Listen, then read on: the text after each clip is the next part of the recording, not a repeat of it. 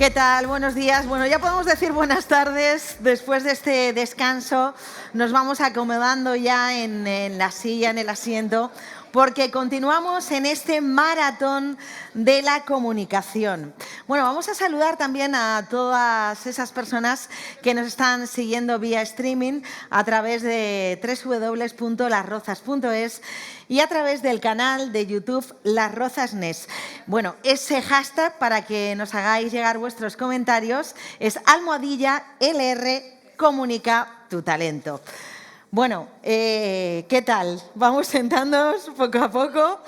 ¿Qué tal esa pausa? ¿Qué tal ese café? Nos hemos activado un poquito porque la verdad la mañana está siendo muy fructífera y todavía nos queda muchísimo que disfrutar y de lo que aprender. Bien, vamos a presentar a nuestra siguiente invitada, a nuestra siguiente ponente. Ella estudió Ciencias de la Información en la universidad y desarrolló una sólida carrera en medios y comunicación, así como en el área de marketing de una multinacional. Tras más de 10 años en ese ámbito, se especializó en coaching e inteligencia emocional. Entre otras cosas, ella es también experta en comunicación no verbal y análisis de la personalidad. Es autora de conocidos libros como Yo puedo ayudarte, Sí, tú puedes, o Saca lo mejor de ti. Así que, por favor, recibamos con un fortísimo aplauso a Cristina Soria para hablarnos del silencio, donde la comunicación realmente sucede. Un aplauso para Cristina, por favor.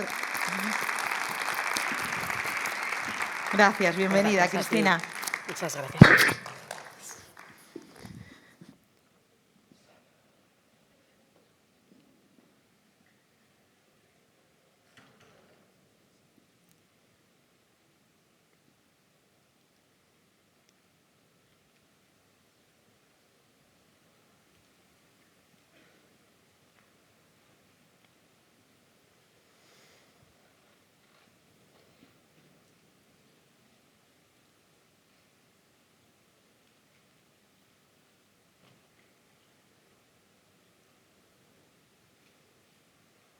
Qué momento, ¿eh? Habéis dicho, ¿va a ser así toda la charla? Menuda estafa, ¿eh? Uy, ese focazo, no soy capaz ni de veros a todos. Pues, ¿sabéis que hemos estado? A ver si soy capaz de pasar las diapos, ¿eh? Que siempre me pasa. A ver, ¿sabéis cuánto hemos estado? Pues a lo mejor no, claro. A ver. Hemos estado 30 segundos. Solo 30 segundos en silencio. ¿Cuántos de los que estáis aquí, os voy a tutear, os importa? Porque sois todos muy jóvenes. Bien. ¿Cuántos de los que habéis estado aquí en esos segundos de silencio, gracias, os habéis sentido algo incómodos? Incómodos. A la expectativa de decir, bueno, esto forma parte, ¿no?, del guión, de la peli. Se va a hablar del silencio. Bien. ¿Cuántos os habéis sentido cómodos? Bien, bien, qué alegría ver tanta gente que se siente cómodo con el silencio. No nos han enseñado a estar en silencio. Hace poco, en la anterior charla, os decía Olga, no nos han enseñado a escuchar. Si nos han enseñado a escuchar, imaginad lo que nos han enseñado a estar en silencio. Yo, como decía la presentadora, he sido periodista por vocación y siempre he escuchado una frase: el minuto es oro. No podemos estar sin tener contenido en una cadena de televisión, en una cadena de radio. Hay que hablar, hablar, hablar, hablar. Luego, con los años, viendo a grandes referencias de la comunicación, como sonarán, ¿no? Bueno, Jordi Évole, que sigue en activo con programas, El Loco de la Colina, ¿os acordáis de él, cómo guardaba los silencios en sus programas? Iñaki Gabilondo, Si cruzamos fronteras, Oprah, Larry King. Son personas o maestros que nos han enseñado lo importante que es en la comunicación y en el periodismo estar en silencio. Pero el silencio ha estado mal visto, porque cuando éramos pequeños, ¿qué ocurría? Silencio. Ahora no te toca hablar, que hablan los mayores. Entrabas en un sitio importante, hay que estar callado.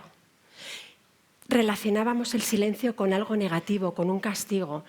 Yo que Por eso decidí estudiar periodismo, porque tenía muchas ansias de comunicar.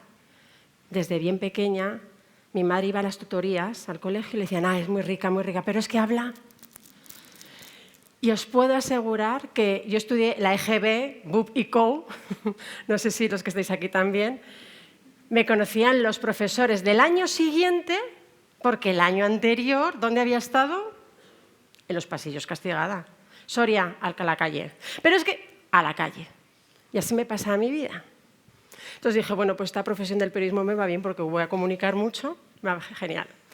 Pero recuerdo además una escena, yo era muy, muy pequeña, tenía 5 años, cuando son unas Navidades, nosotros, mi familia, nos íbamos todos a Calatayud, un pueblo de Zaragoza, familia de padre, familia de madre, y eran momentos, aparte que las Navidades en mi casa siempre han gustado, porque era entrañable además que mi abuelo paterno cumplía sus años el día de Navidad. Qué bonito, ¿verdad? Pero unas Navidades, cuando yo tenía 5 años, estando Nochebuena cenando con la familia de mi madre, porque luego al día siguiente nos íbamos con la familia de mi padre, nos llaman a la puerta, entonces no había ni teléfonos, uno de mis primos, y mi abuelo cenando falleció de un infarto fulminante. Yo recuerdo, fijaos cómo es la mente, recuerdo ese momento de que dice el primo que se ha muerto el abuelo, un amigo así, mi padre decía, ¿qué dices? Porque mi primo, que se cruzó todo el pueblo, no era capaz de decir lo que estaba pasando. Bueno, yo no entendía muy bien lo que estaba ocurriendo. Lo que sí que sé y se me quedó grabado, y durante mucho tiempo para mí las Navidades fueron algo feo, es que en mi casa se produjo el silencio. No había televisión, no había radio, no había villancicos, no había reunión familiar. Y yo le preguntaba a mi abuela materna, Yaya, que nosotros les llamamos yayas allí, ¿no? Yaya, ¿por qué no pones la tele? ¿Por qué no pones música? Y me decía, cállate que estamos en duelo, tu abuelo ha fallecido. Con lo cual, vosotros, cada uno con vuestra experiencia, posiblemente no hayáis vivido esto tan dramático, pero sí que hay momentos que el silencio nos ha hecho pensar y hemos vivido que el silencio es algo negativo y hemos crecido con ello. Y cuando ya fui creciendo y me formé como coach, yo llegué al mundo del coaching después de también sufrir un gran silencio en mi vida. Y fue tras el nacimiento de mi hija, que es un momento también pletórico de alegría. Ya tenía un niño, tenía a la niña, ya había cumplido con Dios, la patria y con todo el mundo, ¿no? Estaba bien. Bueno, yo en ese momento quería tener más. Porque había sido tan fácil el parto que decía mi marido, oye, ¿cuándo vamos a por el siguiente? Pero la vida siempre te compensa. Y a las 48 horas mi hija empezó a convulsionar porque le provocaron una hemorragia cerebral. Y ahí se volvió a hacer el silencio. Ese silencio que para mí de alguna forma no fue extraño porque yo semanas antes intuía que algo iba a pasar. Yo no hacía las maletas de mi hija de la bolsa del hospital, con el mayor la tenía hecha desde el 6.º mes de embarazo, con ella abría el armario y decía, algo va a pasar, y lo cerraba. Con lo cual no me sorprendió la noticia de que a mi hija se la llevaban a la UBI viendo a ver qué pasaba, pero en ese momento llegó ese silencio, otras Navidades, mi hija nació el 12 de diciembre, otras Navidades, no con tanto silencio porque había otro niño que se merecía vivirlas, pero después llegó mi propio silencio. Mi propio silencio en el que te planteas, ¿y ahora qué hago con la vida? ¿Qué rol me toca jugar? ¿Cómo me siento? ¿Qué quiero hacer? ¿Qué hago con mis sueños, con mi vida completamente programada y llena de ruido? Porque yo entonces trabajaba en una multinacional del sector de la construcción. Pues bien, esto es la prueba de que no nos han enseñado a vivir en silencio y que el silencio muchas veces es necesario y es un punto de inflexión para que se produzca un cambio en nuestra vida. Y lo tenemos difícil, ¿eh? Hay que ser honestos. Estamos rodeados de input, estamos rodeados de ruido. ¿Cuántas veces estamos con el móvil mirando las pantallas? Con ruido, ¿verdad? Tenemos las anotaciones del WhatsApp, la llamada de teléfono, las notificaciones de otras plataformas. Espera, que tengo que actualizar tal aplicación, todo con sonido. Y además, ¿os habéis fijado? Yo creo que el que creó los auriculares, ¿sabéis quién es? Porque yo no, pero es para poner un monumento. porque vamos siempre con nuestros auriculares puestos. Por la calle, en el metro, en el autobús, hacemos deporte. ¿Y qué hacemos deporte? O con cascos o con música de fondo en el gimnasio, que sí, porque nos tenemos que motivar, entonces nos ponen la música. En el coche, ¿qué hacemos nada más meternos en el coche? ¿Qué hacéis nada más meteros en el coche? Encender la radio. Cuando os levantáis, ¿qué hacéis en vuestra casa? La televisión. ¿Cuántas personas te dicen, no, es que yo pongo la tele de fondo porque así se me siento acompañada? Sobre todo aquellas personas que viven solas, ¿verdad? ¿Cómo rompíamos el silencio en la pandemia? Con aplausos a las 8 de la tarde. Estamos acostumbrados a vivir rodeados de ruido y nos hemos acostumbrado a que el ruido nos acompaña. Y os tengo que decir una cosa, que el peor ruido no es el de fuera. El peor ruido es el que tenemos nosotros dentro y que tanto nos aleja del silencio.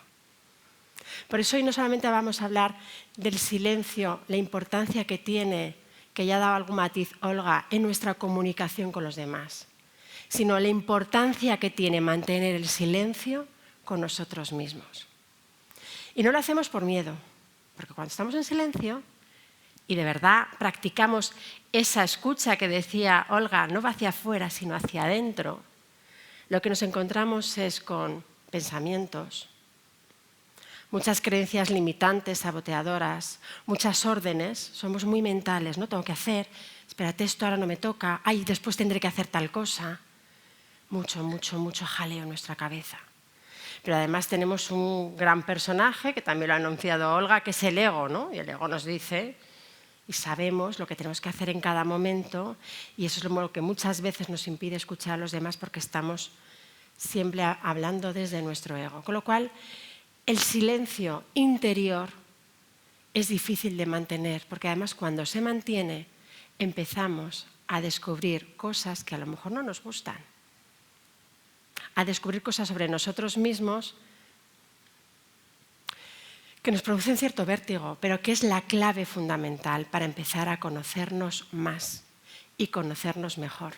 Y si no se produce ese silencio, no vamos a poder mantener el silencio en nuestras comunicaciones con los demás.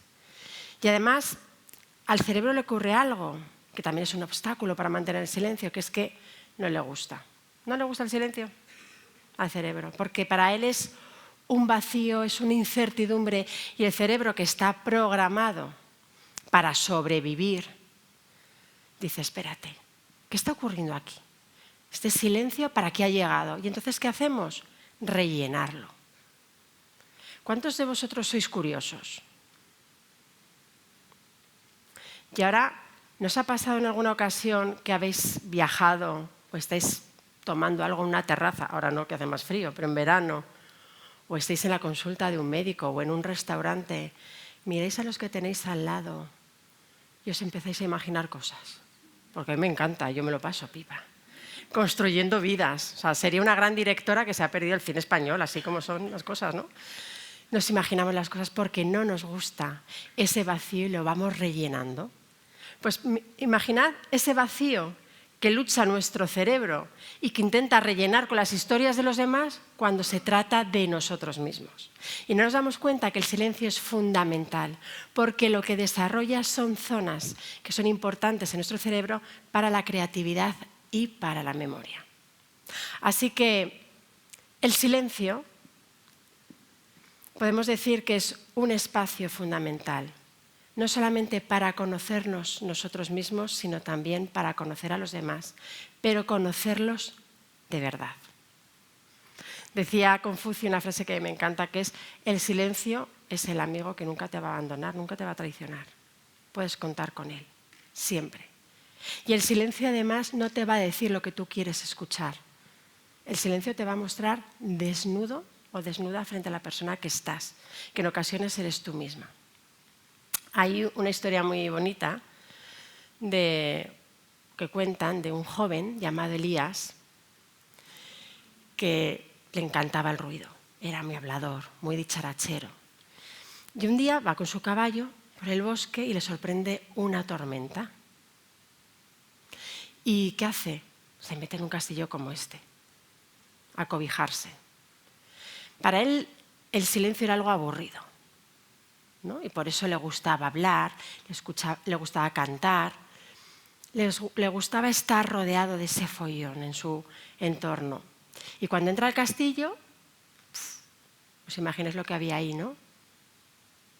Silencio. Y entonces empieza a silbar, a gritar, a cantar, y era como que esos muros chupaban todo el ruido. Y hay un momento en que ya desesperado dice, bueno, pues mientras llueve me voy a asomar a esta ventana. Y se asoma a la ventana y se sienta. Y sentado en esa ventana empieza a escuchar algo. ¿Sabéis qué era? ¿El qué? Sus pensamientos. Empieza a escucharse a sí mismo. Y ahí descubrió que el ruido lo que hace realmente es alejarnos de nuestra esencia. Hace alejarnos de lo que realmente es importante.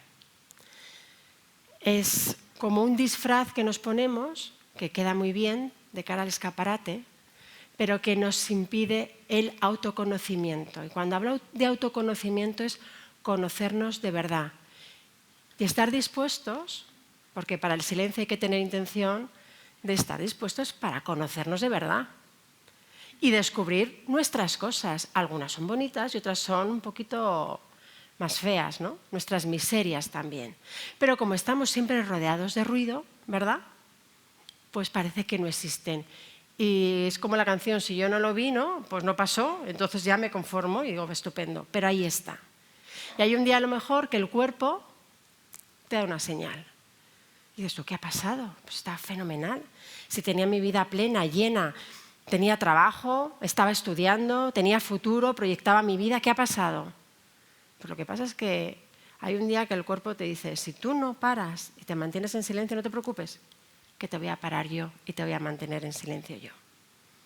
El silencio, cuando de verdad lo realizamos, lo que nos permite es ese autoconocimiento que nos lleva a esa autorregulación emocional. ¿Sabéis a lo largo del día qué cosas habéis sentido? ¿Sois conscientes de qué emociones o por qué emociones transitáis en vuestro día a día? ¿Sabéis identificarlas? Sí. ¿Y las emociones, los que sabéis identificarlas, sabéis cuáles son? Las que están más presentes. ¿El miedo? Estrés. Paz interior. Alegría. Enfado. ¿Qué más sentís?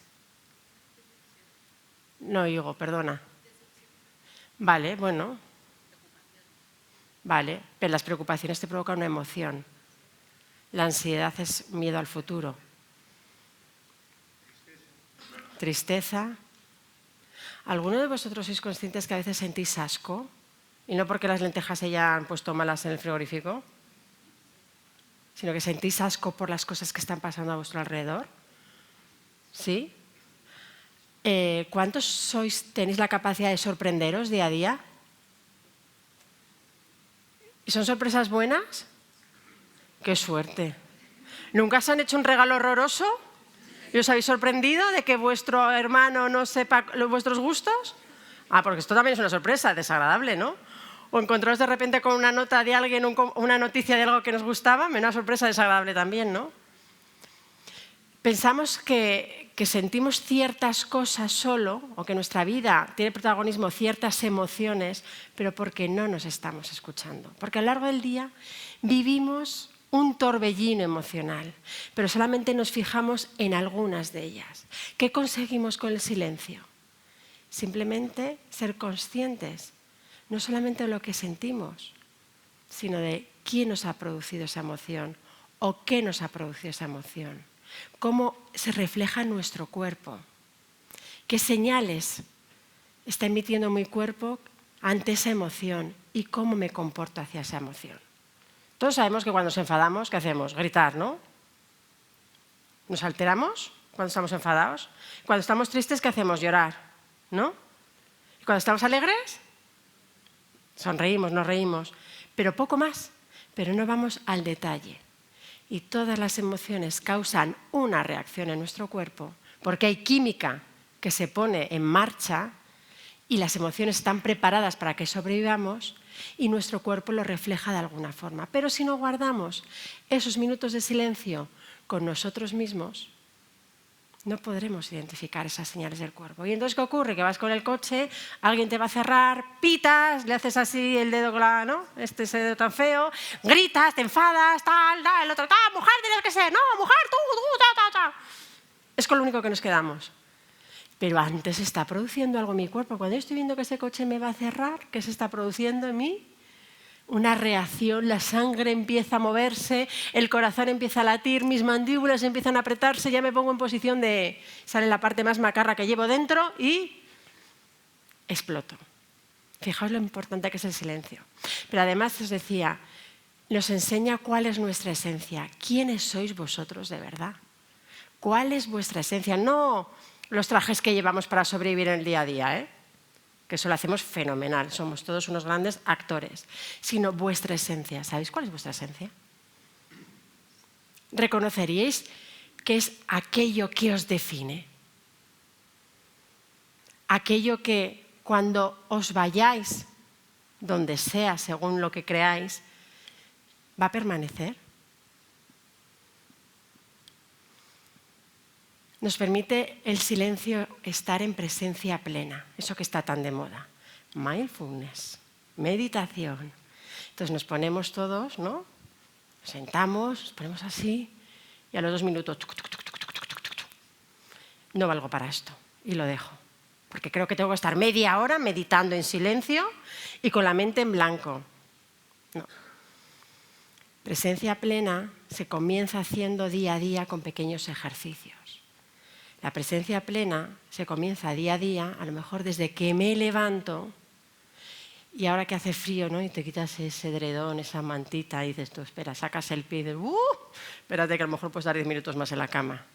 Desde ese momento es simplemente estar, sentir. Pones los pies en el suelo, los metes en las zapatillas, dices, vale, ¿qué estoy sintiendo? ¿Cómo me estoy levantando hoy? ¿Qué parte de mi cuerpo me duele? Porque a ciertas edades nos duele el cuerpo. Y no porque vayamos al gimnasio. Eso es una gran excusa, que también. O hoy, ¿de qué humor me estoy levantando? Si anoche me acosté cabreada o cabreado con el que tengo aquí al lado, ¿cómo voy a levantar el día siguiente? Que no me diga ni los buenos días. ¿Y qué quiero hacer hoy con mi vida? ¿Y qué actitud quiero tener hoy en mi vida? Fijaos qué importante ese momento simplemente de tomar conciencia. No necesito media hora de sentarme, ponerme con la postura, espérate que me caigo. No, que no hace falta. Y me meto en la ducha. Y me meto en la ducha y cuando ya eres capaz de regular el agua a la temperatura que te gusta, simplemente dejas sentir. Y la sientes. Y la temperatura, y la textura, y el jabón, espera que se me ha metido en el ojo, espera. Y me aclaro, y me seco, y me doy la crema. Vivir eso. Y me voy a desayunar. Bueno, alguno antes se va al baño. Y me voy a desayunar. Yo estoy con mi desayuno, como estamos súper informados todos y todas, será sanísimo. ¿A que sí? Hay que comer fruta, los hidratos, las grasas saludables, la proteína, la leche si puede ser vegetal mejor, ¿no? Pues si nos cae mal. O el zumo no es bueno, ¿eh? El zumo te va todos los azúcares y quitas todos los nutrientes, el zumo no. ¿Bien? Porque escuchamos todo, eso sí, lo de fuera lo escuchamos de maravilla. Entonces, ¿qué ocurre? Que me siento y estoy disfrutando de mi desayuno. Tomando mi taza de lo que sea, de café, de infusión, mi avena con el plátano, los frutos secos, todo lo que queráis. Y lo estoy disfrutando. Y no pongo el móvil, ni me pongo a mirar WhatsApps, ni me pongo a mirar TikTok, ni Instagram, ni enciendo la radio, ni la tele. No, simplemente estoy. Y me voy al trabajo y en el coche no enciendo la radio, o en el metro no me pongo con un libro, o no me pongo con los iPods o con los auriculares para escuchar algo. Me permito unos minutos simplemente estar. Y así es como se entrena la presencia plena. estando en silencio con nosotros mismos. ¿Qué me provoca esa presencia plena y ese silencio? Claridad mental. ¿Cuántos de vosotros en esta época del año está ya saturado? No digamos los que somos autónomos que tenemos que cerrar el año, ¿eh? Esa es otra. ¿Y qué ocurre? Que no puedo pensar. No soy capaz de pensar. ¿Por qué? Porque tengo tal maraña aquí, no me permito estar en ese silencio, que qué claridad mental voy a tener. Voy tirando en GPS automático, como si fuéramos un avión, le programamos en la ruta y vamos. Y de repente llegamos con el coche a nuestra casa o a nuestro centro de trabajo y decimos, ¿y cómo he llegado? ¿No? Porque no he ido trabajando esa presencia y no me permite esa claridad mental. Permite también la comprensión. Y hablo de la comprensión hacia nosotros, porque tenemos esa mala costumbre de fustigarnos, criticarnos, hablarnos mal. Es que claro, el ruido que además nos emitimos hacia nosotros nunca nos dicen, qué mona, qué bien lo has hecho hoy. Sacamos la tortilla, no pasa nada, otro día me saldrá mejor. No, no, no. Nos automachacamos continuamente, nos criticamos. Hay que empezar a tener más comprensión y compasión con uno mismo. Y eso también te lo permite esos minutos en los que, cuando aparecen esos pensamientos saboteadores, ese crítico, ese juez, digas, vale, espérate, que lo he hecho como mejor podía. ¿Sí? Fomenta, como decíamos antes, la creatividad. Viendo películas, documentándonos sobre los grandes artistas, ¿pensáis que han creado las grandes películas, las grandes obras de arte, las grandes esculturas, las han creado rodeados de bullicio? ¿O han estado en silencio para dejarse llevar? Sí. Y esto que os cuento diréis, vale, ¿y esto qué tiene que ver con la comunicación? Porque si no aprendemos a estar en silencio con nosotros mismos, no vamos a poder aprender a estar en silencio con los demás. En las charlas que doy a futuros coaches, en formaciones que doy sobre la escucha, les digo, vale, vamos a practicar la escucha hacia los demás, pero si no os escucháis a vosotros, ¿y cómo nos podemos escuchar a nosotros? ¿Cómo creéis? A través del silencio. ¿Queríais vosotros empezar a trabajar ese silencio con vosotros mismos? ¿Queréis que hagamos algo aquí? ¿Os apetece? Vale, os he visto un poco entusiasmados porque digo, si no... ¿Sí? Vale. ¿Confiáis en mí? Vale. ¿Confiáis en el proceso? Que suena muy bien. ¿Sí? Vale. Pues os voy a pedir que soltéis todo lo que tengáis ahí. Todo. Bien. Si os molestan bolsos, abrigos, al suelo, no pasa nada. El dinero no se va, es una leyenda urbana. Vale. Los móviles, todo bien guardado, bien. Descruzamos piernas, descruzamos brazos.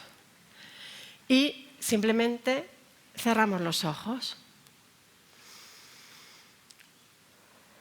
Y respirad.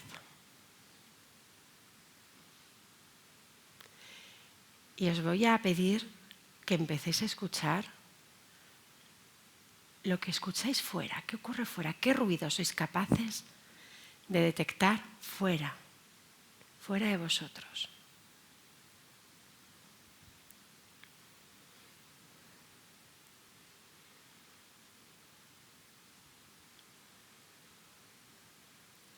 ¿Hasta dónde sois capaces de captar esos sonidos?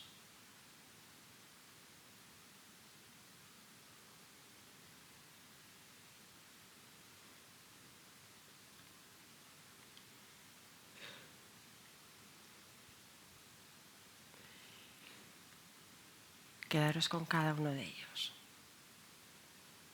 Si oís poco, no pasa nada, no os juzguéis, simplemente escuchad.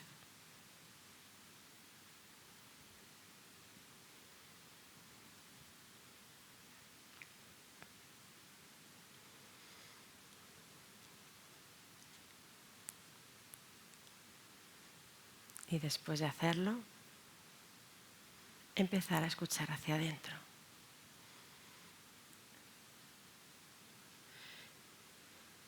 escucharos completamente.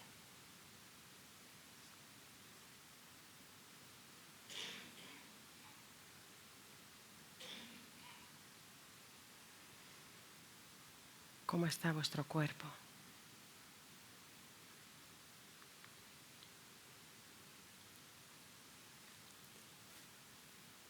¿Hay alguna parte que sentís más tensionada?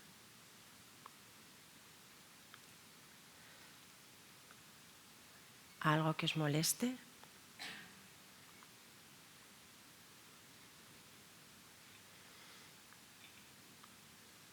¿Cómo está vuestro corazón, vuestra respiración?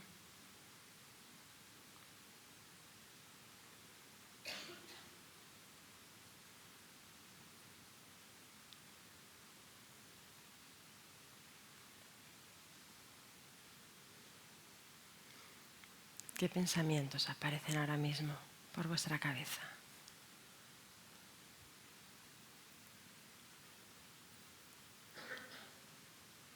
No pasa nada, ¿eh? Están ahí, pueden entrar y salir.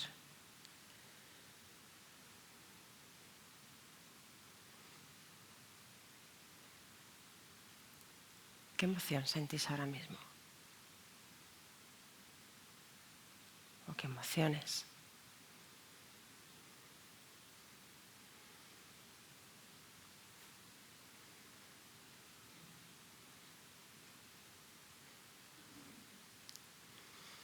Y si os habláis, ¿cómo os estáis hablando?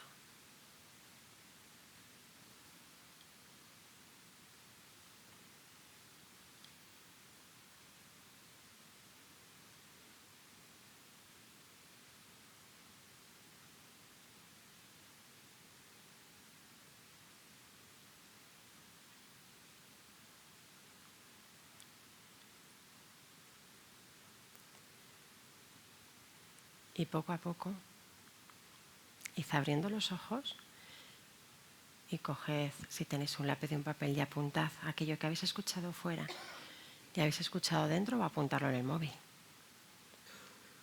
¿De qué os habéis dado cuenta?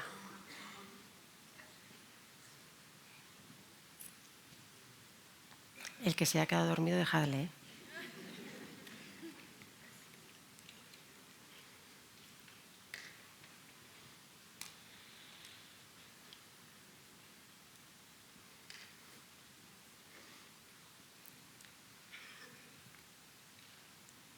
No hemos estado casi minutos, pero hemos tenido esa capacidad de escucharnos.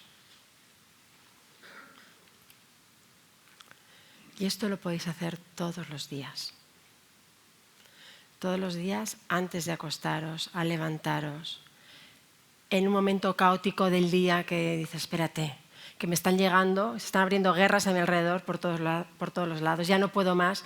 Esa escena de la madre que se esconde en el cuarto de la lavadora, ¿verdad? Así como, por favor, un minuto de silencio, a ver si soy capaz de conseguirlo. No hace falta. Quedaos en un sitio, tranquilos, avisad a la gente que haya a vuestro alrededor para que lo sepa, o meteros en el baño y guardad ese minuto, 2 minutos de silencio. Hace unos días estoy en una fase de mi vida en plena generación sándwich. ¿Cuántos de aquí sois generación sándwich? 35, 55, cuidamos de hijos y cuidamos de padres. Bien. Pues esta generación lo que estamos viviendo son pérdidas, ¿verdad? Y el otro día estaba en el tanatorio que había fallecido la madre de un amigo. Y estamos en el tanatorio al final hay bullicio. Porque la gente se queda afuera, se pone a charlar, ves a gente que hace tiempo que no ves, ¿no? Y entonces hay cierto bullicio. Yo no os digo si vais al de la M30, que aparecen todas las familias, hay de 400. Pero cuando vamos a la incineración, ese sí que es el momento de silencio. Y yo hacía ya unos años que no iba a una incineración y el otro día estábamos acompañando a nuestro amigo, mi marido y yo. El sacerdote, lanza su homilía, que decía yo, madre mía, este señor se sabe el sermón, porque nada emocional, era todo el guión, ¿no? Pactado. Pero el momento en el que dicen, pues se despiden, saluda a la familia y cierran esas cortinas, se produce el silencio absoluto. Algún sollozo sí que se oye, pero se produce el silencio y en ese momento aguantas firmemente, has venido a acompañar a tu amigo, no puedes llorar, no te lo puedes permitir, bueno, vas a aguantar, encima soy la coach, o sea, que gestión emocional la llevo en mi ADN, entonces nada, te quedas ahí, le abrazas, te quedas pensando y digo, mi marido,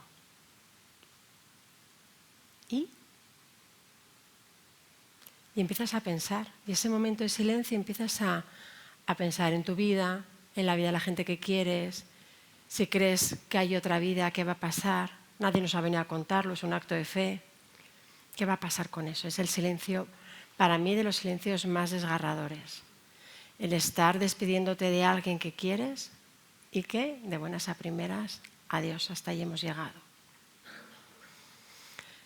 Había un maestro, que seguro que habéis escuchado algunos la historia, que tenía un vaso.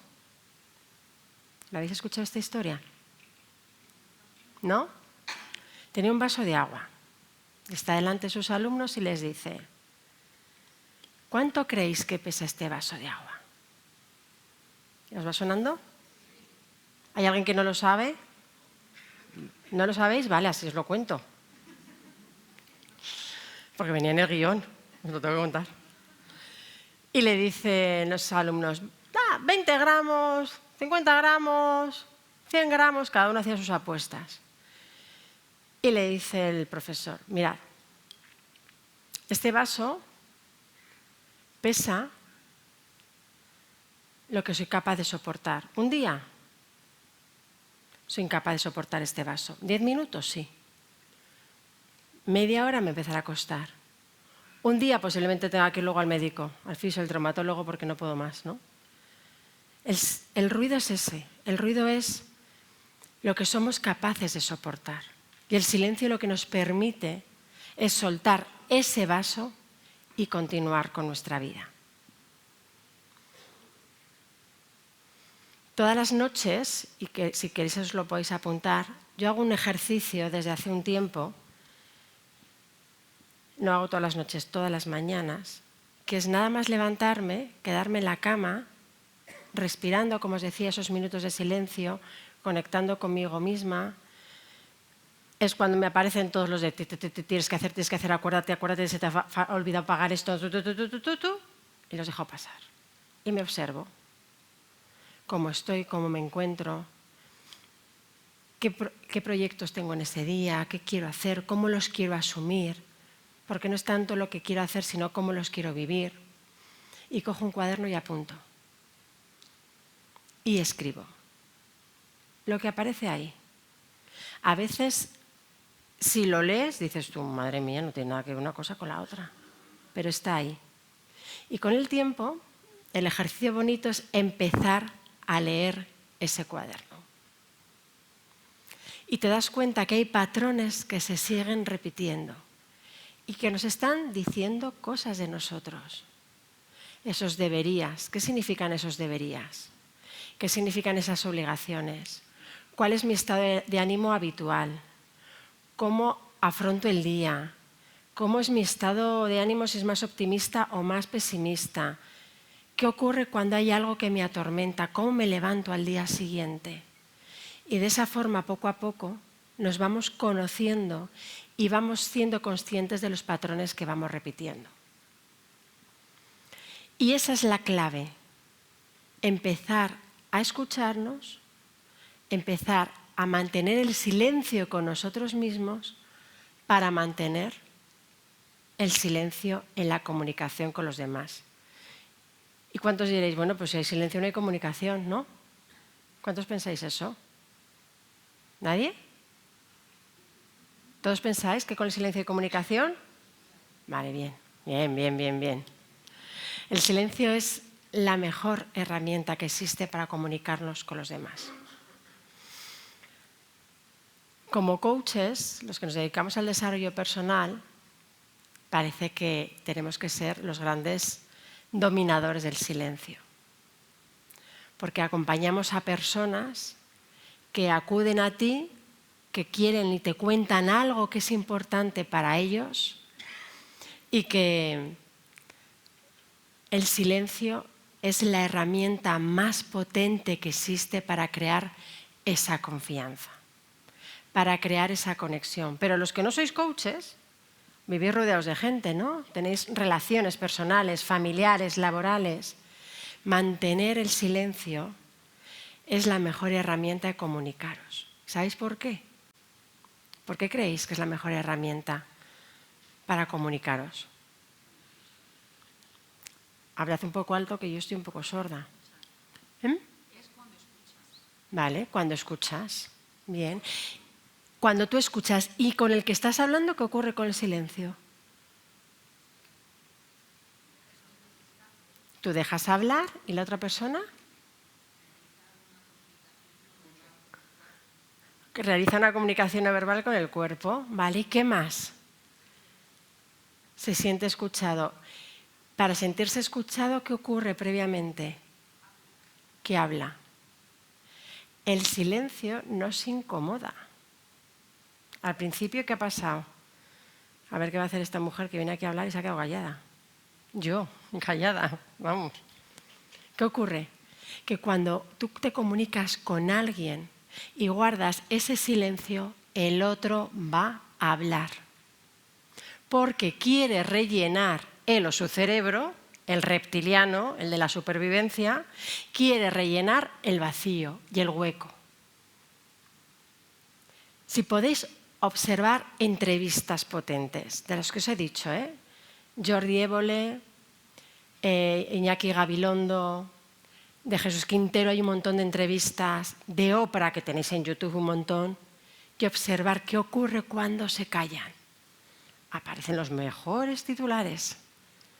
Porque esa persona a la que están entrevistando o en nuestro ámbito con los que nos estamos comunicando, dicen espérate, en silencio no me puedo callar, tengo que hablar, y lo sueltan todo. Porque el silencio es la pregunta más poderosa. Olga os decía antes, ¿cómo podemos abrir, qué llave abriría esa conversación y esa escucha? Podemos preguntar, ¿cómo estás? La otra persona nos responde y nosotros, en un trabajo de autorregulación, en nuestro ego nos dirá, venga, sigue preguntando. No, nosotros decimos, cállate. Mantenemos el silencio. Y seguirán hablando. Y seguirán compartiendo. Porque no es porque se sientan escuchados, porque tú has preguntado, hola, ¿qué tal estás? De momento hemos empezado. Sino porque les asusta mantener el silencio. Porque mantener el silencio, para el que escucha, supone, como bien decíais, mantener la comunicación no verbal, mirar a los ojos para que se sientan escuchados, sonreír si lo procede, asentir. Y en la otra persona, esa mirada fija que tanto nos cuesta mantener en ocasiones, va a hacer que, bueno, como tengo que salir de esta, voy a seguir contestando y hablando. Yo a mis alumnos les digo, no os obsesionéis tanto por las grandes preguntas del coaching. Son preguntas profundas, ¿no? El para qué, qué te ha movido a estar aquí, qué dice de ti esta emoción que estás sintiendo, cómo podrías hacerlo de otra forma. No. El silencio.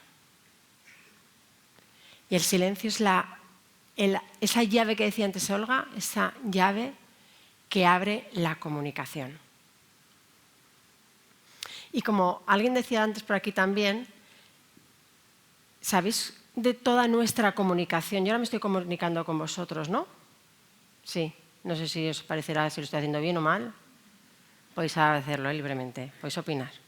Bien, ¿me estoy comunicando con mi voz? ¿No? ¿Me estoy comunicando con mi tono? ¿Con mi carencia al hablar? ¿Más rápido, más lento? ¿No? Sí. ¿Con las palabras que utilizo? Bien. Y con mi cuerpo, ¿no? Lo que más comunica de nosotros es nuestro cuerpo, el 55%. De esa comunicación que transmitimos a los demás lo hacemos a través del cuerpo y este es el que no engaña. Podemos entrenarnos y hay gente que miente muy fácilmente, y que son capaces de decirte una cosa cuando están sintiendo otra, pero tienen que estar muy bien entrenados. Los psicópatas son los número 1. Pero habitualmente nuestro cuerpo está hablando. Cuando mantenemos el silencio en una comunicación con otras personas, lo que estamos consiguiendo es que su cuerpo empiece a hablar y empiece a reaccionar porque el cuerpo se está moviendo y hay una pequeña mueca, hay una sonrisa, hay unas lágrimas que asoman por los ojos, hay un movimiento corporal de me echo para atrás, me echo hacia adelante, hay una respiración, estoy tragando saliva, cruzo los brazos, los descruzo y eso está comunicando. Y a partir de ahí sí que podemos empezar a seguir nuestra comunicación. Oye, ¿qué te ha pasado? Que he observado que cuando decía esto estabas tragando saliva. O que te he hecho esta pregunta, te ha molestado porque te has cerrado de brazos. Y así de verdad fluye la comunicación. Lo que ocurre es que, como tenemos ese ímpetu de tengo que contestar y tengo que hablar y tengo que rellenar el espacio, hay veces que no somos capaces de percibir esos matices. ¿Y qué ocurre cuando mantenemos ese silencio y observamos de verdad? Que en nuestras comunicaciones con los demás se produce esa escucha que estabais diciendo. Esa persona se siente escuchada y se produce una mejor comunicación con el otro. Pero es que además cuando tengáis una entrevista de trabajo, tengáis una reunión importante, tengáis una negociación, mantener el silencio, esos segundos de tensión, os va a dar más autoridad, más seguridad. Es lo que vais a transmitir. Y además, esos 2 o 3 segundos de silencio que os vais a dar os va a permitir pensar. Pensar sobre lo que queréis decir y cómo lo queréis decir. Utilizar las palabras adecuadas, porque aunque nuestra comunicación no representa más del 7%, las palabras también tienen mucho poder. Y además, en los equipos, lo que hace cuando se mantienen esos silencios es conseguir que haya más cohesión, que no haya tanta rivalidad, que se mantenga un ambiente mucho mejor. Pero el silencio bien entendido, bien acompañado y bien sostenido, porque si yo estoy hablando con mi equipo, mantengo el silencio, pues estoy con el ceño fruncido, me pongo en posición así, pues a lo mejor, claro, lo que estoy transmitiendo es tensión y agresividad.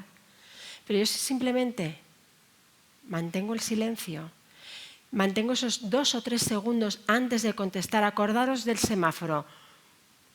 Rojo, ámbar y verde. Paro, pienso y actúo. Vuestra comunicación hacia los demás va siempre a mejorar. Así que, si os parece, os animo a que empecéis a escucharos, a mantener el silencio con vosotros mismos, para después poder mantener ese silencio estratégicamente en vuestras comunicaciones con los demás. Y si queréis, como dice Olga, me podéis escribir y me lo contáis.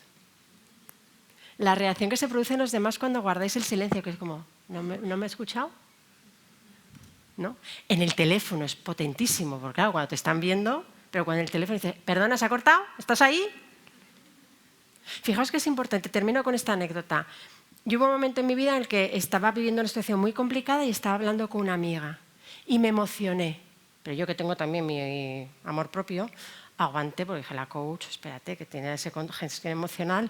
Entonces aguanté y me dijo, ¿pero estás ahí? ¿Sigues? Y pensé, qué idiota, estoy llorando y no se está dando cuenta. Porque pensamos que cuando hay silencio pasa algo, algo se ha roto. Cuando hay un niño que está en silencio en casa, ¿qué hacemos? Ir corriendo porque está metiendo los dedos en el enchufe seguro. ¿A que sí? Y vamos a terminar, si me permitís, de la misma forma que hemos empezado. Con 30 segundos en silencio, os podéis mirar, podéis no hacerlo, y a ver qué pasa ahora con esos 30 segundos de silencio.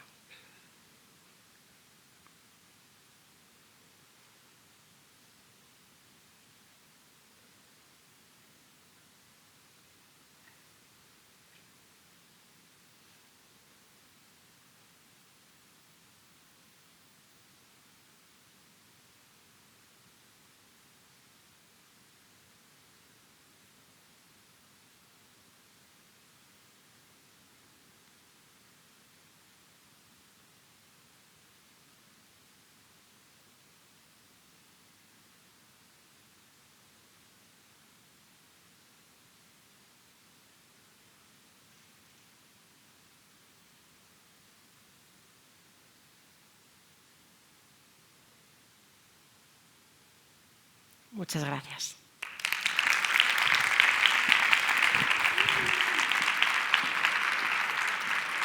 Muchísimas gracias, Cristina Soria. Qué importancia el silencio en la comunicación, la de cosas que estamos aprendiendo hoy en este maratón de la comunicación.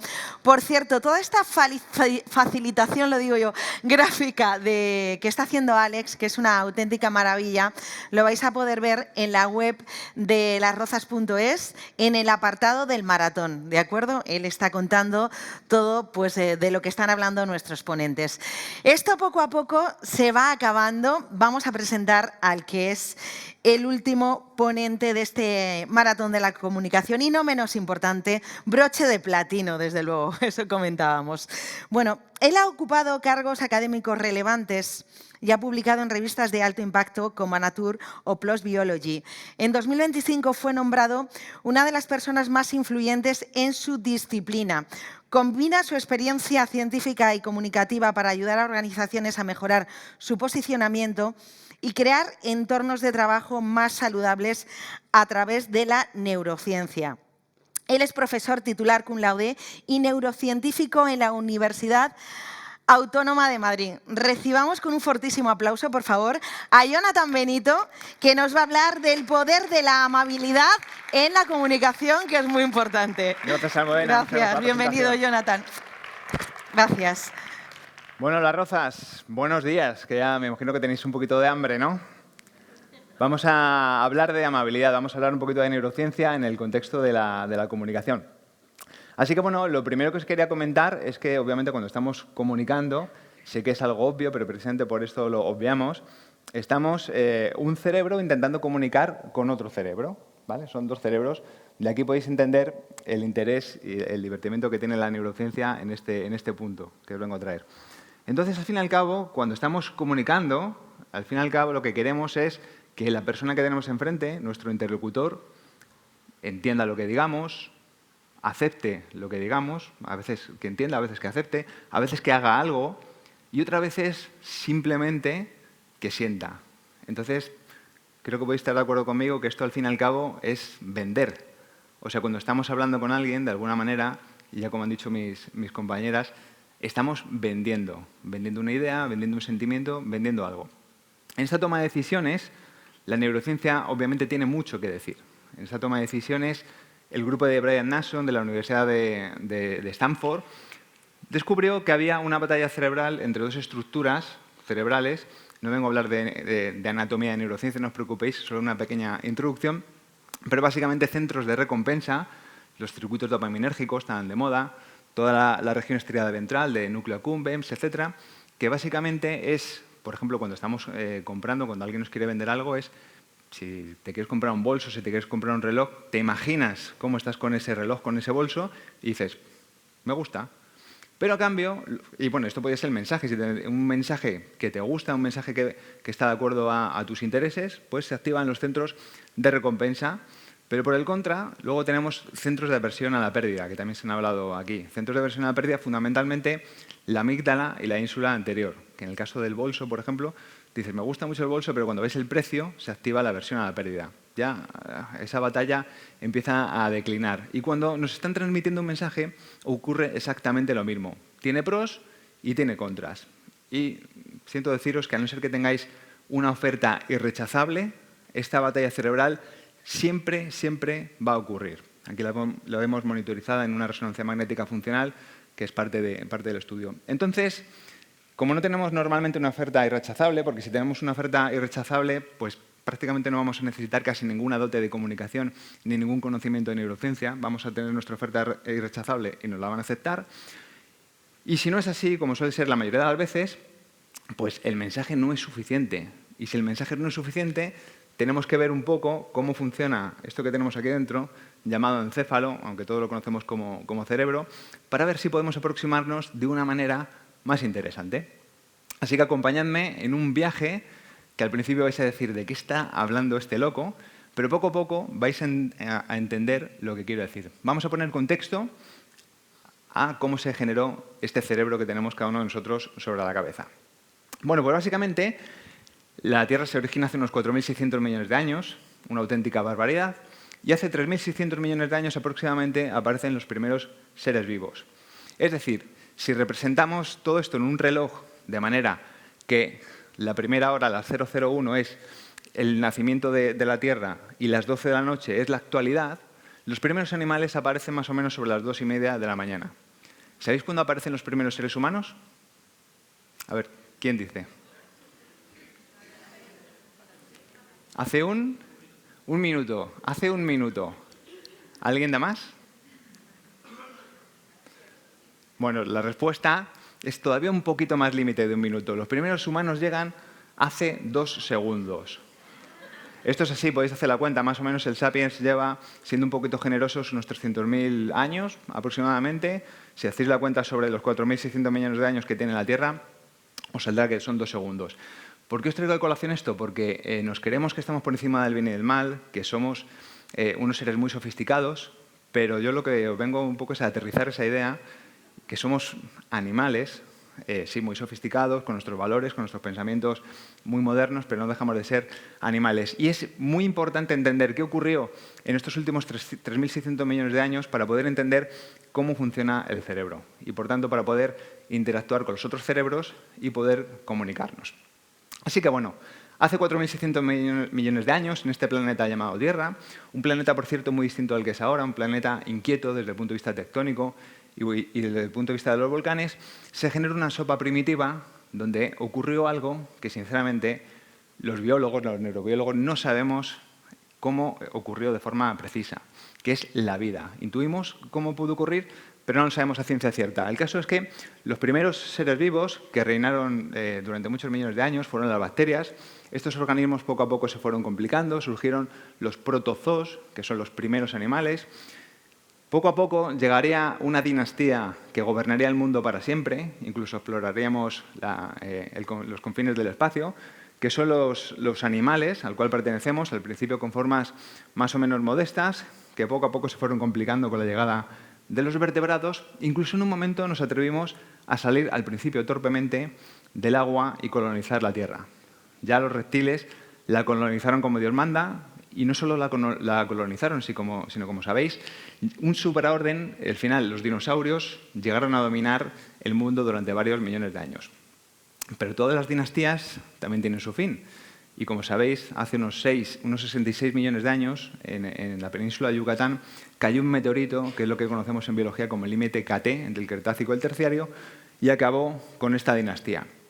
Pero fue un buen momento para que moviésemos ficha los mamíferos, al principio con formas bastante modestas, que poco a poco se fueron complicando.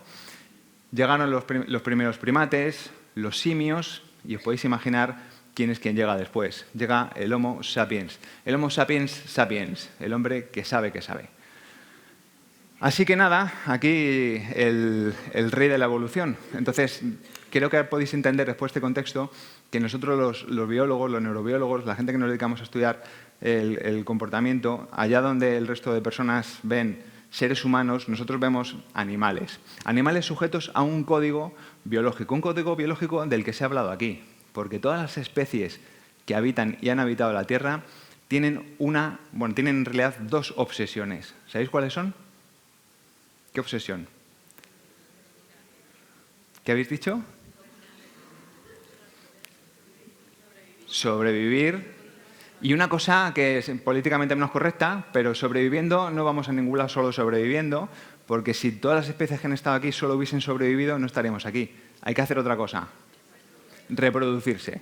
Entonces, la supervivencia y la reproducción, obviamente, son subrutinas mentales que corren en el plano del subconsciente. Nadie sale por la mañana diciendo, hoy me voy a reproducir súper bien.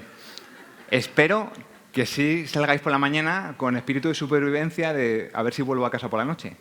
El caso es que nuestro cerebro está obsesionado con la supervivencia y la reproducción. Y hemos de decir que lo ha hecho muy bien. Somos herederos de linajes y linajes y linajes que hicieron bien su trabajo. ¿Por qué os cuento todo esto? Que lo podéis, siempre me gusta recomendar algún libro que ha impactado positivamente en mi vida.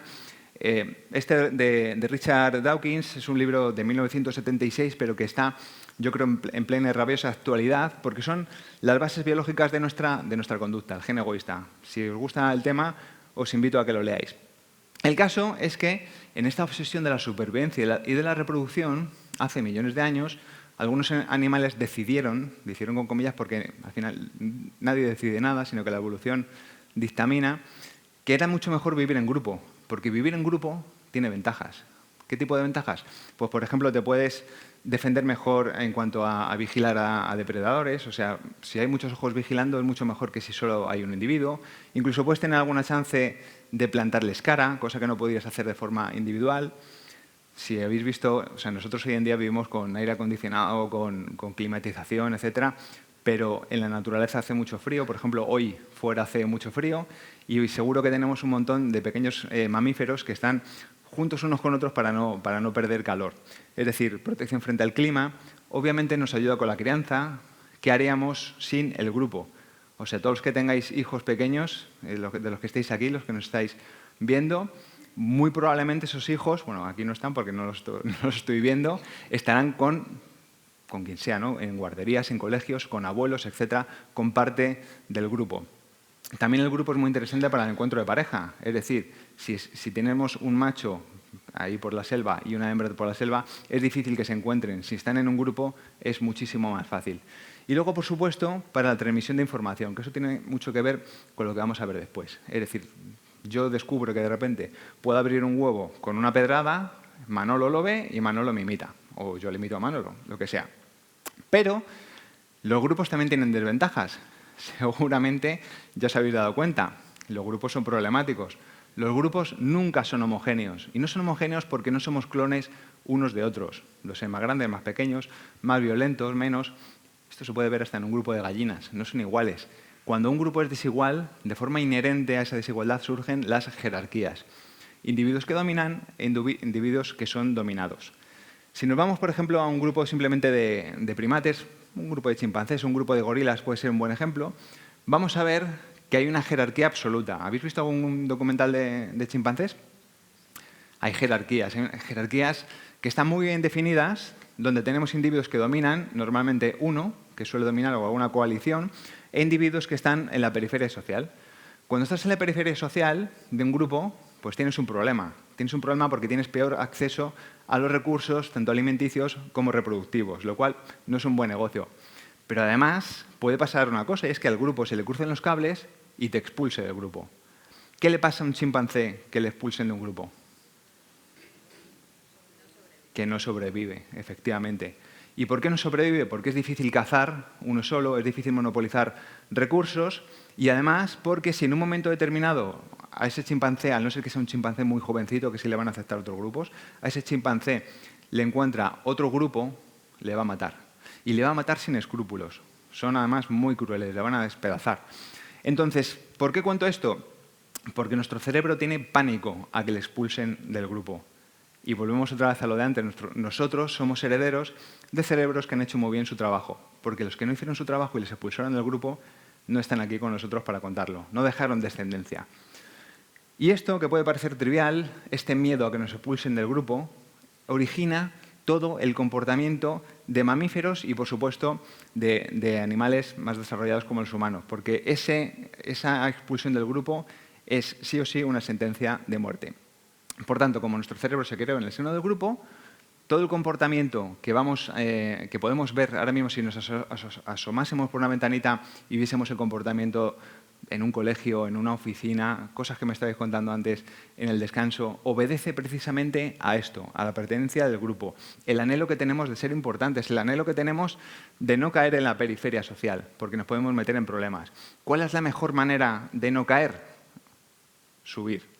Entonces el cerebro está obsesionado con tratar de demostrarle al grupo que nosotros somos alguien, que no nos tienen que expulsar, que nos acepten porque somos dignos del grupo. Y esto explica casi todo lo que podemos observar en el día a día en la ciudad.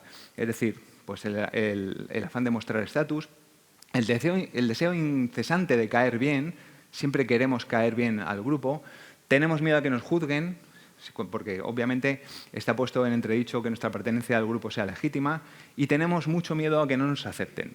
Por tanto, en este contexto que acabamos de dibujar y en el mundo de la comunicación, el mensaje nunca es suficiente.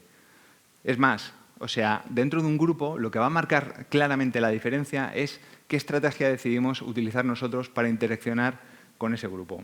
Y ya os anticipo que estrategias hay varias, pero que merezcan la pena solo hay una, que ya el título de la charla a lo mejor os puede dar una pista. Estrategias que básicamente incrementan las posibilidades para que cuando nos estemos comunicando con alguien, la otra persona entienda lo que queramos decir, haga lo que queramos hacer, siempre que sea algo justo, que sienta lo que queramos, que sienta esa persona si queremos despertar un sentimiento o que acepte lo que le queremos decir. ¿Cuál es esta estrategia? Pues esta estrategia es la prosociabilidad. Es muy posible que sea la primera vez alguno de vosotros que escuchéis esta palabra. La voy a ir explicando poco a poco, la voy a desgranar, pero básicamente la prosociabilidad nos la van a contar los perros. Es más, no nos la van a contar los perros, nos van a contar los lobos.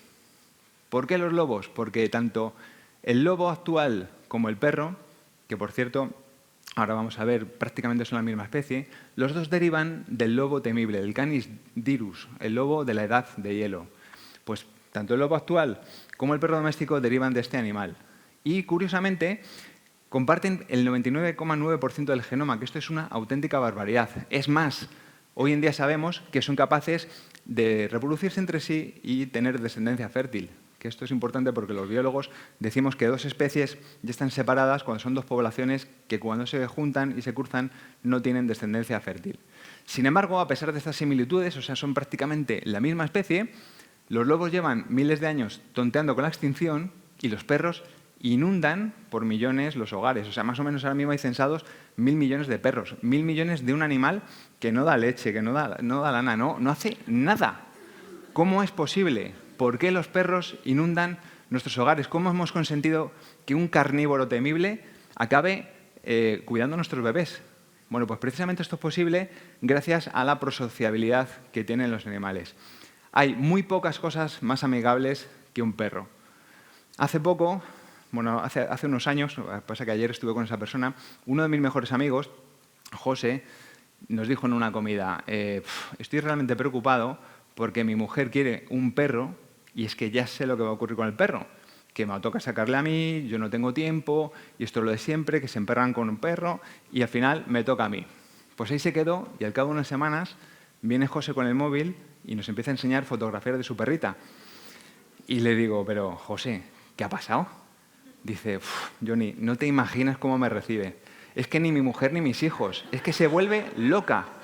Y es que es verdad, hay pocas cosas más amigables que un perro. Aquí, por ejemplo, vemos el reencuentro de una perrita que había estado perdida cuando se encuentra con su dueña.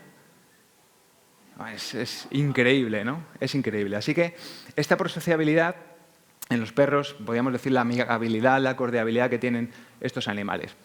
¿Cómo consiguieron estos animales esta cualidad tan interesante? Pues por un proceso que se denomina la autodomesticación.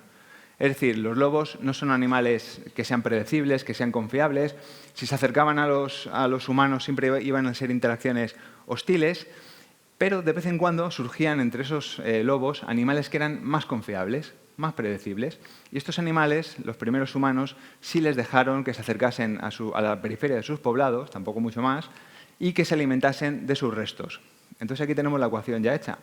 Los amigables comen, los no amigables no comen. Bueno, pues por experimentos que se han hecho hoy por etólogos rusos, se sabe que más o menos en unas 6 generaciones surgió un ser ultrasocial, que es el perro. Estos animales se autodomesticaron.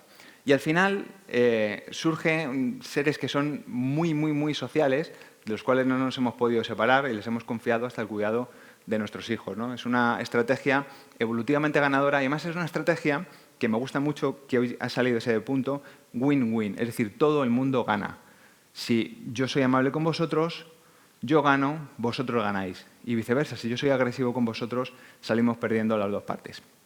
Bueno, ¿qué tiene que ver esto con los seres humanos? ¿Qué tiene que ver esto con la comunicación? Bueno, yo creo que el ejemplo de los perros es un ejemplo que nos toca de cerca, porque los perros son animales que nosotros hemos acogido en nuestro seno, pero es que tiene mucho que ver con nuestra historia. Nosotros, los sapiens, estamos hoy aquí gracias a la prosociabilidad.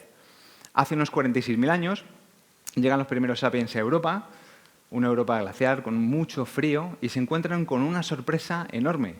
Y es que ya había otros humanos allí. Por lo menos que sepamos los neandertales. Y he de decir a favor de los neandertales porque me considero muy pro-neandertal, porque siempre se les denosta como que son muy rudos, que no eran humanos. No, para nada. Humanos con todas las letras, con ritos funerarios, con una cultura muy desarrollada y además gente muy bien adaptada al frío, que eso en una época glacial era súper importante y además, como ya sabemos, eran gente mucho más fornida que nosotros, más fuerte. No teníamos nada que hacer en un cuerpo a cuerpo con un neandertal. O sea, nos iban a despedazar como una muñeca de trapo. ¿Qué nos han vendido cuando éramos pequeños? Los que hemos hecho la EGB, como decía antes mi compañera. Pues que nosotros éramos más inteligentes. Pero es que hoy sabemos que no es verdad. O sea, la capacidad craneal que tiene un neandertal es más o menos 1.500 centímetros cúbicos, la que tenemos nosotros 1.400, o sea, de media. Como mínimo eran igual de inteligentes que nosotros, si no más. Entonces la pregunta era, si eran más fuertes, más inteligentes, estaban mejor adaptados al frío, ¿por qué estoy rodeado de sapiens? ¿Y por qué está un sapiens hablando y no los neandertales? Pues fijaos una cosa, es que llegó un momento en el cual ser el más inteligente no era suficiente. Hubo un punto en la evolución en el que cuanto más fuerte eras, más dominancia tenías sobre las demás especies. Pero llegó un punto en que la fuerza bruta no era suficiente, porque los osos eran más brutos que los humanos y no eran los osos los que se estaban repartiendo el mundo. Y pues llegó un momento que con la inteligencia pasó igual. Ser más inteligente no era suficiente, se necesitaba algo más. Y este algo más es la prosociabilidad. Esta prosociabilidad se manifestaba en que los neandertales, siendo seres humanos con muchísimas sensibilidades, colaboraban solo en los clanes familiares. Es decir, se sabe hoy en día que más o menos vivían en grupos de una docena de individuos, colaboraban muy bien entre ellos, pero cuando se encontraban con otro grupo de neandertales no interaccionaban positivamente. Podemos dejarlo ahí. Nosotros no, nosotros éramos distintos. Nosotros sí colaboramos con extraños y a nosotros nos parece normal porque somos sapiens, pero nosotros lo vemos en la universidad todos los años. Llegan los de primero, les vamos a dar la charla de bienvenida y nos encontramos con 70, 80 sapiens que no se han visto nunca en la vida, se sientan unos al lado de otro y en una semana son brothers, son para toda la vida. O sea, eso no es común, eso no pasa en otras especies. Es decir, o sea, el hecho de que seamos seres ultrasociales y que podamos, por ejemplo, llevar misiones como la de Apolo no es habitual. Una misión como la de Apolo no lo hubiesen podido llevar a cabo los neandertales. Y no por falta de intelecto, que seguro que lo hubiesen podido hacer, sino porque la primera vez que se hubiesen visto individuos de distintos clanes, se hubiesen liado a palos. Nosotros no somos así. Porque nosotros y quiero dejar claro que esto fue algo multifactorial y que no es el único motivo por el cual estamos aquí los sapiens y no los neandertales, pero sí que es un buen trozo de la tarta. Nosotros practicamos el aprendizaje colaborativo. Esto lo que quiere decir es que yo aprendo a hacer algo, se lo enseño a fulanito, fulanito lo mejora, se lo enseña a menganito y nuestra tecnología creció de manera exponencial.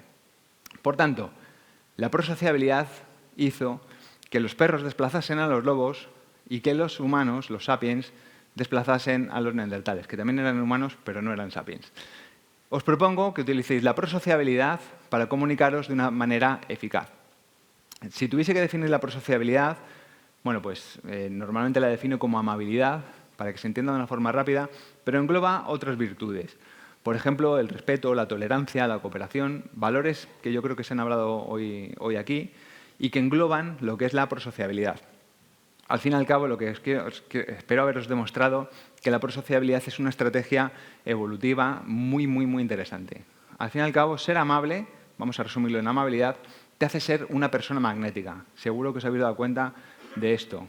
Entonces, básicamente, en lo que es el mundo de la comunicación, yo diría que la amabilidad no solo es una virtud interpersonal, no solo es una virtud que podamos poner en marcha para interactuar positivamente con las personas, sino que además es una herramienta profesional.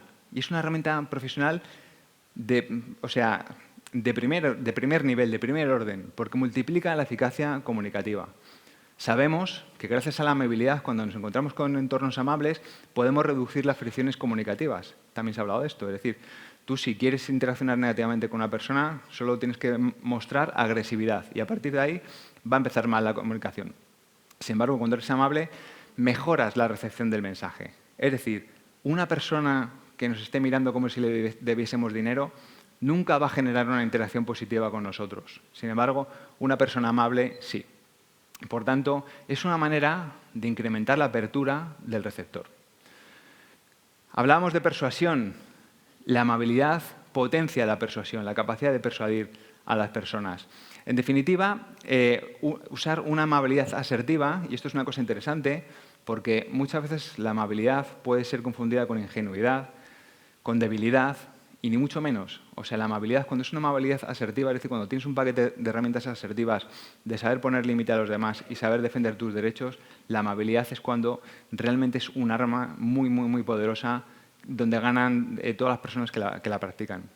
En el mundo de la comunicación externa es muy interesante de cara a la atención al cliente. Seguramente os ha pasado que cogéis el teléfono y os encontréis con una persona no amable al otro lado de la línea.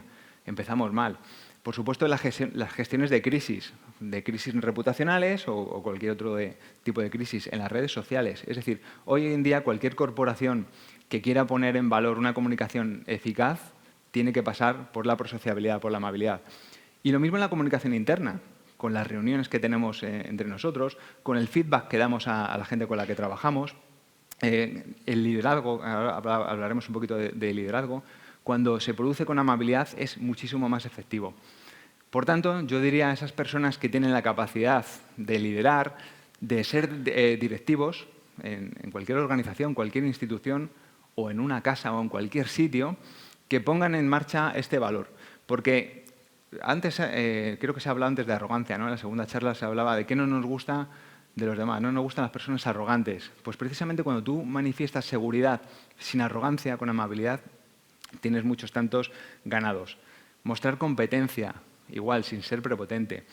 Básicamente eso, conseguir una autoridad moral con la amabilidad. Esto se puede en el mundo actual, que muchas veces cuando vamos a dar charlas me dicen sí, todo esto está muy bien, pero en el mundo actual no se puede. Sí se puede. Por ejemplo, aquí tenemos a un ejemplo, Satya Nadella, el CEO de Microsoft, una persona súper prosocial que consiguió dar la vuelta a Microsoft en menos de 10 años con la prosociabilidad. O Richard Branson, el CEO de Virgin. Es decir, sí que se puede hacer. Mi pregunta es, ¿alguien puede renunciar a todos estos beneficios? O sea, ¿por qué no somos amables? Que es una cosa, porque ¿pensáis que todo el mundo es amable? No, ¿no? Seguramente el camino al llegar al auditorio os habéis encontrado con que alguien se ha subido en un ascensor y nos ha dicho hola, alguien que nos ha cedido el paso con el coche. Es decir, muchas interacciones que son agresivas, porque todo lo que no es amabilidad es agresividad. Es una forma muy velada de agresividad, pero cuando alguien entra a un ascensor y no te dice hola ni te mira, está manifestando agresividad. Entonces, como hablábamos en un descanso, venga, no soy amigable, yo reconozco que soy un tío o una tía antipática. ¿Por dónde empiezo? Bueno, no tengo mucho tiempo y no vengo a hablar de mi libro, pero todo esto lo resumí en un libro que es El poder de la amabilidad. Pero básicamente me gustaría daros un tip para que no os vayáis de aquí de vacío. Si no sois amigables, ¿por dónde podéis empezar? Pues una buena forma de empezar es con la sonrisa. Se ha hablado aquí de la sonrisa y yo os voy a intentar mostrar la potencia que tiene la sonrisa desde el punto de vista de la neurociencia. No puede ser que nos encontremos con cosas así. O sea, no puede ser que entremos a una tienda y tengamos que decidir quién nos atiende simplemente porque no queremos que nos atienda la otra persona. ¿Os ha pasado esto de llegar a un establecimiento y vas a decir diciendo, ostras, que yo no quiero que me atienda, que sé que es un borde? Pues esas cosas es una pena. La sonrisa tiene un mensaje súper profundo en el cerebro que a ver si soy capaz de transmitiroslo. En primer lugar, cuando sonreímos, despertamos todo el sistema espejo. No sé si habéis oído hablar de las neuronas espejo. Vale, las neuronas espejo que fueron descubiertas por Giacomo Ricciolati en la Universidad de Parma, que el grupo de Giacomo lo que estaba estudiando fue muy curioso, os voy a contar la anécdota científica. Estaba estudiando con macacos y básicamente lo que quería es ver qué áreas cerebrales, qué áreas motoras estaban implicadas cuando el mono cogía un plátano. Básicamente era una zona, la zona F5 que llamamos. Bueno, pues cuando el mono cogía el plátano se encendía en la zona F5 actividad cerebral y la sorpresa vino cuando en un descanso Giacomo cogió un plátano y empezó a activarse la zona F5 en el mono. Al principio pensó que era un error, pero bueno, el cuento corto es que después de mucha evidencia experimental, lo que se vio es que en los monos se activaba cuando el experimentador coge el plátano, las mismas áreas cerebrales que cuando el propio mono lo cogía. Y esto también ocurre en humanos y ocurre con las emociones. Cuando vemos una persona que le están haciendo daño, que está llorando, algo en nosotros está sufriendo ese dolor. Y también justo lo contrario con las sonrisas. La sonrisa se contagia, la sonrisa despierta nuestro sistema espejo de alegría. Eso de por sí solo ya es interesante. Luego hay otro fenómeno adicional que se llama retroalimentación facial, que también se ha hablado algo aquí anteriormente. Si nosotros hay un experimento muy curioso que hicieron unos neurocientíficos alemanes donde obligan a las personas a tener un lápiz así. Les decían que era para habilidades motoras, para no condicionarles. ¿Qué pasa? Que si sujetas el lápiz así, estás obligándote a sonreír. La retroalimentación facial lo que quiere decir es que el cerebro, que está monitorizando constantemente nuestros músculos, dice, anda, si estoy contento y no lo sabía, pues me voy a poner contento. ¿Sirve para salir de una depresión? No. O sea, tampoco nos vamos a... Pero quieras que no, si tú sonríes y te obligas a sonreír, vas a despertar en ti una sensación de alegría que no tenías. Probadlo, es muy potente. Esto es otro motivo para sonreír. También otro motivo para sonreír, a los que os gusta hacer networking, que está muy bien, vamos a hacer networking. Bueno, pues si queréis hacer networking y que ese networking sea potente, que se acuerden de vuestro nombre, sonreíd, porque nos acordamos mejor del nombre de las personas que sonríen. Y además somos más atractivos. Si sonreímos, somos más atractivos. Entonces destinamos mucho esfuerzo a ir al gimnasio, dinero para cremas, no sé qué, no sé cuántos, cuando tenemos un arma muy poderosa para ser más atractivos, que es la sonrisa. ¿Es suficiente para sonreír? Yo creo que sí, pero vamos a ver una cosa muchísimo más profunda. O sea, vamos a ver el motivo atávico, ancestral, que tiene el cerebro, por el cual una sonrisa despierta en él algo indescriptible, que seguro que habéis experimentado todos. Tiene muchísimo que ver con la aceptación, tiene mucho que ver con ese miedo a que el grupo te deje atrás. Acordaos que el miedo atávico y ancestral que tiene el cerebro es el pánico a que le expulsen del grupo. Tenemos mucho pánico a eso. Y sin embargo, cuando una persona te está sonriendo, lo que te está diciendo es, no te preocupes, eres bienvenido, no te voy a expulsar de mi grupo. ¿Os ha pasado alguna vez que estáis hablando con una persona muy seria, a lo mejor en una entrevista de trabajo o en una situación estresante, y tú estás en tensión porque la persona está muy seria, y de repente esa persona sonríe y es como, uff, te alivias? Es el cerebro con la aceptación del grupo. En definitiva, yo creo que son motivos poderosos para que sonriáis. Así que sonreíd siempre. Y así, básicamente, o sea, como resumen de la prosociabilidad en el mundo de la comunicación, yo diría que la amabilidad no es una comunicación blanda, sino que es una comunicación inteligente. Es una comunicación que va a hacer que vuestro mensaje llegue mucho más lejos, más rápido y, sobre todo, con muy poco desgaste emocional, que es algo súper importante, no solo en las instituciones y organizaciones, sino en la vida de las personas. Por tanto, ojalá que salgáis hoy, 26 de noviembre, por esta puerta siendo más prosociales, más amables, porque si he aprendido algo en los últimos años es que la persona más amable de cualquier habitación es siempre, siempre la persona más inteligente. Así que nada, muchísimas gracias. Muchas gracias.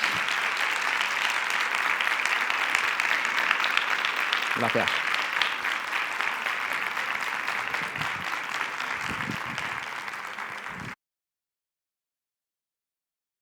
Cambiado de micrófono, sí, muchísimas gracias a Jonathan Benito. Qué importante es la amabilidad en la comunicación.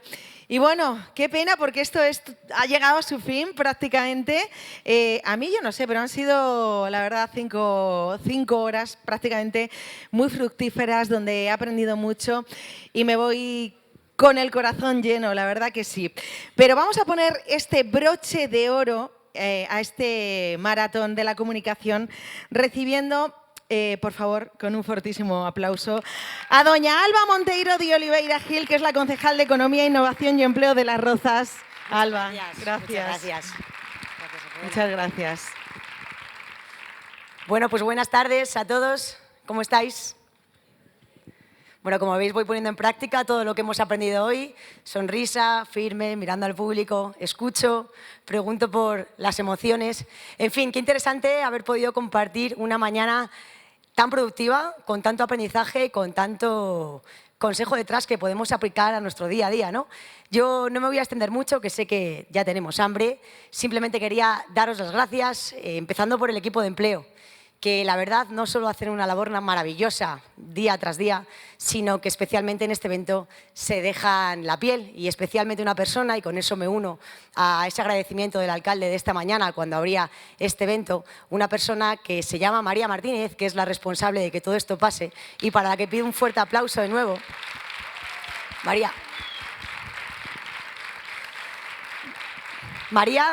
María está detrás de cada detalle, aunque nosotros ya lo vemos todo hecho. Aquí detrás hay mucho trabajo, hay muchísimas horas, desde la luz hasta la pantalla, hasta las letras que ella misma ha puesto con el equipo aquí detrás. Desde luego que gracias, María, por hacer esto posible año tras año. Gracias a nuestros keynote speakers, que la verdad este año han dejado el listón altísimo. Desde luego creo que ha sido muy interesante, cada uno ha abarcado un punto de vista, un área de trabajo diferente, y espero que de verdad os haya podido servir. Pero en especial gracias a vosotros, esto está hecho para vosotros, vecinos de Las Rozas, estudiantes de Las Rozas, sois los verdaderos protagonistas. En el ayuntamiento estamos obsesionados con intentar escucharos lo mejor posible, entender cuáles son las necesidades que tenéis y adaptar los programas para solucionar esas necesidades o daros más oportunidades. Y esta es una de esas iniciativas. Por eso, y como decía nuestro alcalde esta mañana, montamos una escuela de habilidades blandas, porque de esa escucha activa hemos entendido que en el mercado laboral estas habilidades interpersonales son las que más se necesitan, las que más se están demandando. Y porque al fin y al cabo somos personas y tenemos que aprender a parar, y esto sí que me lo aplico.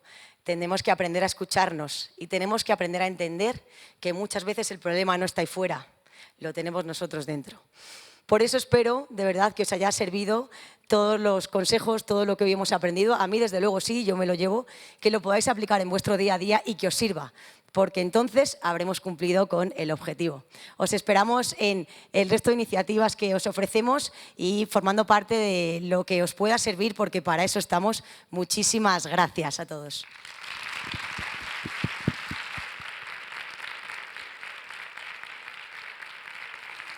Y ahora voy a dar paso por último a María, que quiere hacer su ritual especial, mágico y bueno, pues que la vamos a acompañar. María, ya te dejo a ti el testigo como te pertenece. Gracias. Aquí tengo yo otro micro.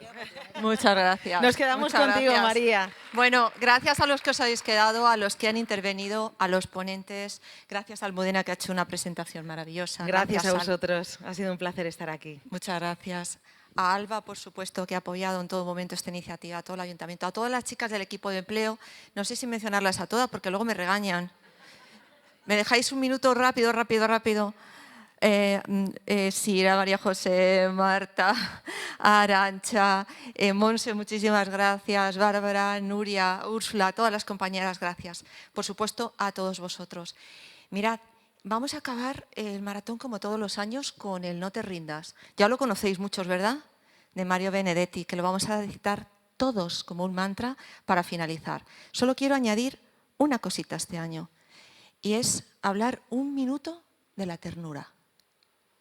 La ternura, de la que no hemos hablado hoy, hemos hablado también de la compasión, es el lenguaje de los más fuertes. La ternura es el lenguaje de los que no tienen miedo. La ternura es el lenguaje de aquellos que deciden bajarse del ego y acercarse a otros con mirada compasiva y con amor. A veces no se dan cuenta de que cuando lo hacen, no solo ellos se hacen más fuertes, sino que hacen más fuerte al que tienen enfrente. Decía Camilo de Lelis que hay que vivir y servir con más corazón en las manos. Yo digo que hay que mirar con más corazón, hay que tocar y hay que sentir a los demás con más corazón. Por eso hoy os propongo, para finalizar el maratón, que ya llevamos aquí unas cuantas horas, además este año habéis visto que no estoy llorando. Este año no llora. ¿No?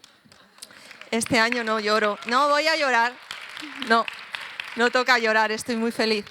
Siempre lo estoy, pero este año no voy a llorar. Entonces, vamos a hacer el No te rindas juntos, y en el momento final, cuando yo os diga la frase final, quiero que miréis a una persona que tengáis cerca, al lado, y vamos a mirarla con amor, con ternura. Da igual quién sea, a ver qué pasa. Vamos a cambiar hoy la mirada, vamos a regalar esa ternura. Así que vamos con el No te rindas de Mario Benedetti, con ello finalizaremos el maratón, que nos ha llenado de fuerza y de alegría para seguir trabajando para vosotros, porque ese es, ¿verdad, Alba? ¿Verdad, equipo? Nuestro propósito, ¿vale? Así que, David, no te rindas. ¿Nos ponemos todos de pie, por favor, para terminar? Voy a ir diciendo las frases y las vais diciendo conmigo. Están suficientemente gordas, ¿verdad? Se ven. Vale. No te rindas. Aún estás a tiempo de alcanzar y comenzar de nuevo. Aceptar tus sombras, enterrar tus miedos, liberar el lastre, retomar el vuelo. No te rindas, que la vida es eso. Continuar el viaje, perseguir tus sueños, destrabar el tiempo, correr los escombros y destapar el cielo. No te rindas, por favor, no cedas, aunque el frío queme, aunque el miedo muerda, aunque el sol se esconda y se cae el viento. Aún hay fuego en tu alma, aún hay vida en tus sueños, porque la vida es tuyo y tuyo también el deseo, porque lo has querido y porque te quiero. Porque existe el vino y el amor, es cierto, porque no hay heridas que no cure el tiempo. Abrir las puertas, quitar los cerrojos, abandonar las murallas que te protegieron. Vivir la vida y aceptar el reto, recuperar la risa, ensayar el canto, bajar la guardia y extender las manos. Desplegar las alas e intentar de nuevo, celebrar la vida y retomar los cielos. No te rindas, por favor, no cedas. Aunque el frío queme, aunque el miedo muerda, aunque el sol se ponga y se cae el viento, aunque hay un fuego en tu alma, aún hay vida en tus sueños. Porque cada día es un comienzo, porque esta es la hora y el mejor momento, porque no estás sola, porque yo, y ahora mirad a una persona que tengáis al lado y repetimos todos todo lo fuerte que podamos, porque yo te quiero, os queremos, gracias, hasta el año que viene, gracias.